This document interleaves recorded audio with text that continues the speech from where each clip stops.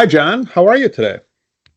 Morning, Elliot. I guess I was wrong. Your Brewers, they're really good, but for some reason, the Nats seem to have their partial number. So we did see them. We did watch the Nats win that game on Sunday. I guess they took 2 out of 3, but I put my money with the Brewers to go pretty far in the playoffs. At least that's what we would all hope.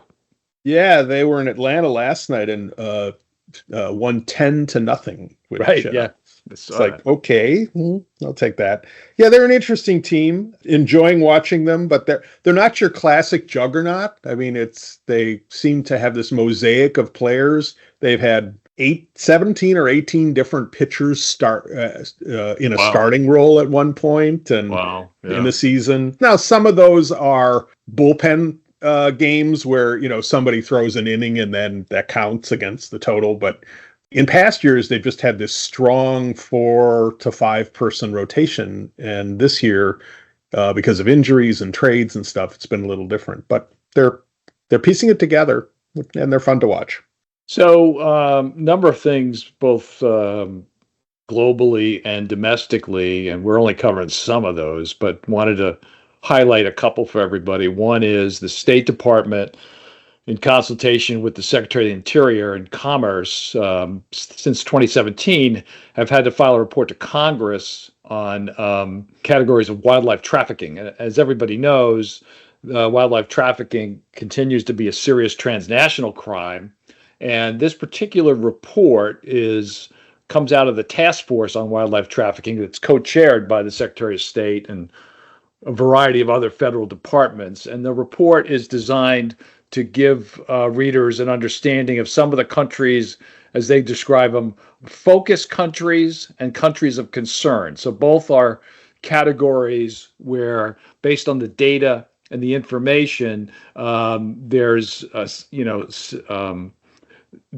illegally sourced wildlife and wildlife products that occur in some countries. The laws are not, if they're in place at all, they're not strong, that sort of thing. So basically, this report, pretty short report, I think it's 8 or 10 pages, and just want to highlight a couple things. The focus countries, again, and the statutory criteria, uh, and they say it doesn't reflect a positive or negative judgment on the listed countries, but it goes through the criteria, which you all of you can read for yourselves. But the countries are, I'll just mention a few: Brazil, Kenya, Colombia, Vietnam, Zimbabwe, and then there's also countries of concern, and that's also based on metrics that are created under the statute. And some of those countries that are listed include, let's see, Cambodia, Cameroon, Madagascar, and Nigeria.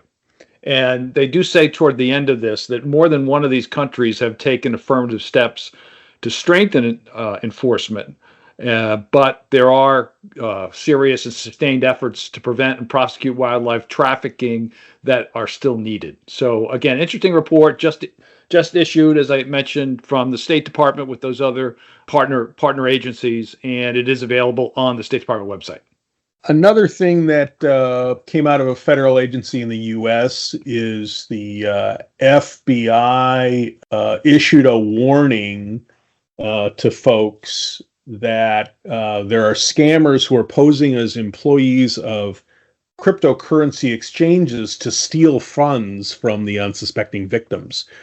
And they reach out in an unsolicited call or other communication and convince the recipient of the call, the target of the scam, to give access to their crypto wallet, to allow transfers or to transfer cryptocurrency out of their wallet to the scammers. So, as we know, and we've talked about this a lot in this year, fraud is an ever-growing problem, and it reaches wherever there is value. And so this is an indication of just one more face of this.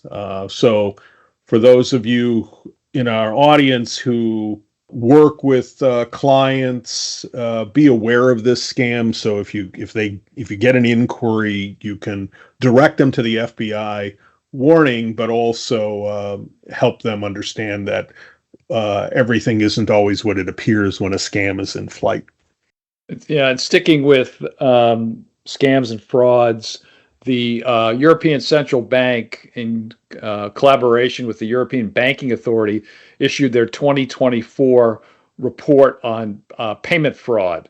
It's a fairly short report with some good charts and graphs. It's about 30 to 35 pages long with appendices, and it assesses payment fraud reported by the industry across the European Economic Area.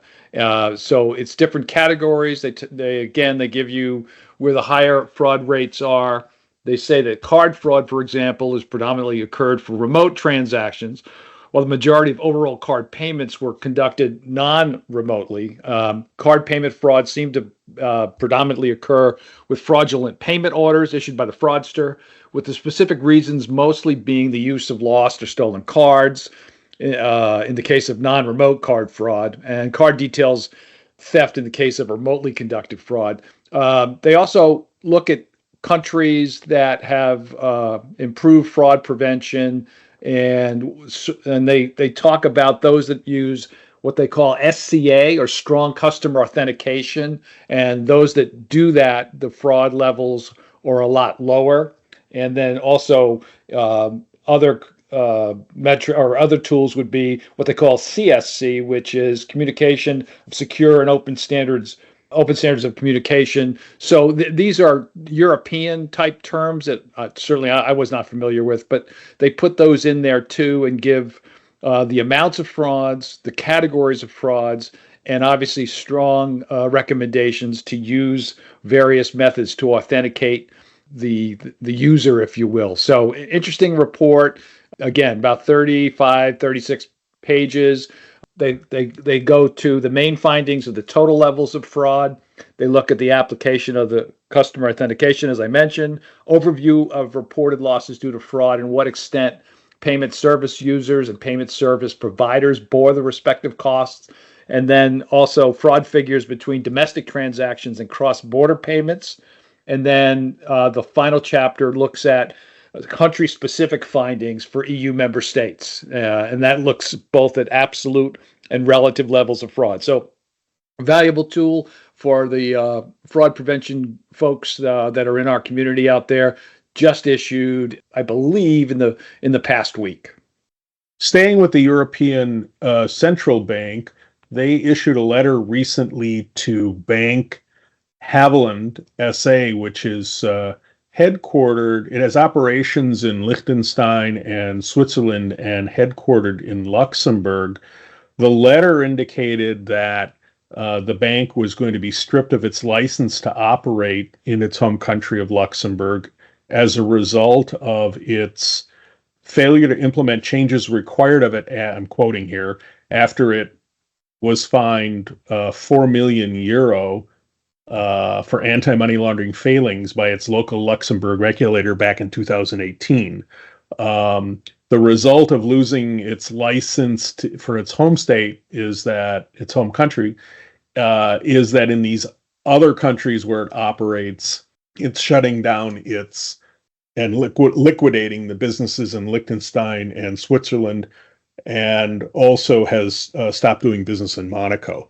The reason that this caught my eye, and you and I discussed this before we started recording, is we have often talked in the U.S. that the only statute in the U.S. that allows the government to actually take away your banking charter are the AML statutes. And here we're seeing essentially the same thing, where the European Central Bank is saying, if you don't play by the rules in this space, we're going to take away your license, and without a license, you can't operate. So kind of interesting. They're a private bank, as you can see from the name, the lists of the countries operating in jurisdictions where private banking is a regular part of the environment.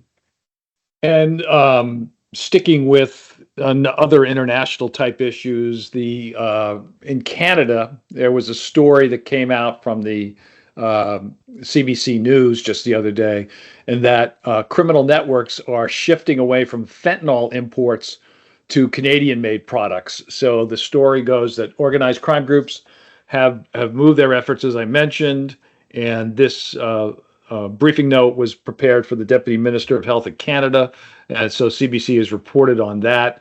Obviously, the fentanyl issue has financial implications in terms of illicit funds, so we thought that was worthy of mention because it's obviously another way in which criminals will use financial institutions directly or indirectly.